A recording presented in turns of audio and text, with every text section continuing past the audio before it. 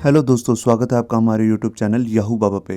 ये हमारा CSS flex box से रिलेटेड 6 ट्यूटोरियल है और इस वीडियो ट्यूटोरियल में आप अलाइन कंटेंट के बारे में सीखेंगे। अलाइन कंटेंट जो प्रॉपर्टी है हमारी, यहाँ पर उसकी जो यूज़ होता है वो होता है वर्टिकल अलाइनमेंट।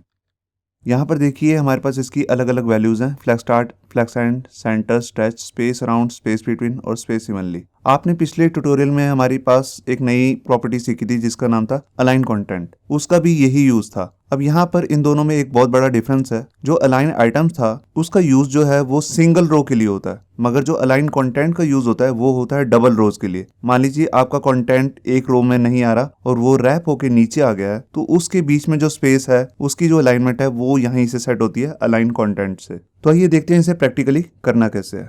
यहाँ देखिए हमने एक HTML का डॉक्यूमेंट बना लिया है और यहाँ पर हमारे पास एक कंटेनर है और उसके अंदर हमारे पास यहाँ पे अलग अलग 8 फ्लेक्स आइटम्स हैं। यहाँ पे आपको दिख रहा होगा कोड में।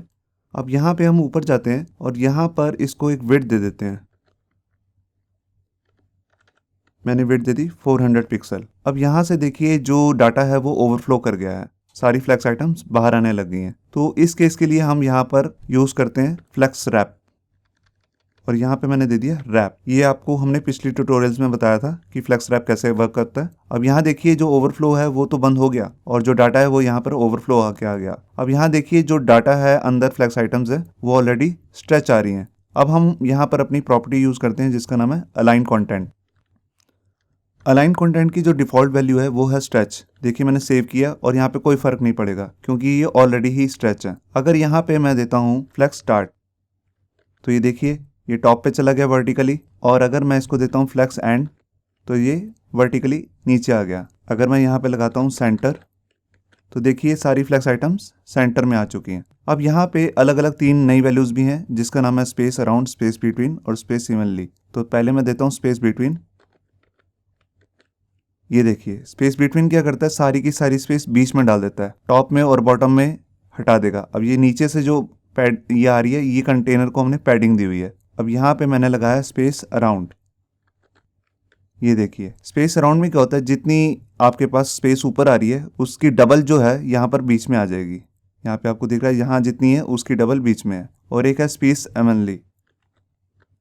इसका मतलब है सारी स्पेस बराबर होंगी। यहाँ पर जितनी स्पेस है उतनी स्पेस यहाँ पे, उतनी ही स्पेस यहाँ पे है। अब जैसे कि मैं आपको बता ही चुका हूँ कि जो अलाइन आइटम है, अलाइन कंटेंट है जो प्रॉपर्टी, उसका यूज़ तभी होता है जब यहाँ पर रैप होके रो सेकंड लाइन में आ जाए या थर्ड लाइन में आ जाए, तभी इसका कोई यूज़ है, वरना इसका कोई यूज़ नहीं है। वरना ये बिल्कुल वैसे ही काम करती है जैसे हमने पिछले ट्यूटोरियल में देखा था अलाइन आइटम्स में। अब देखिए मान लीजिए मैं यहाँ से जो रैप होके 3 डिव आ रहे हैं 6, 7, 8, इनको मैं हटा देता हूँ। मैं यहाँ जाके इनको कमेंट कर दिया।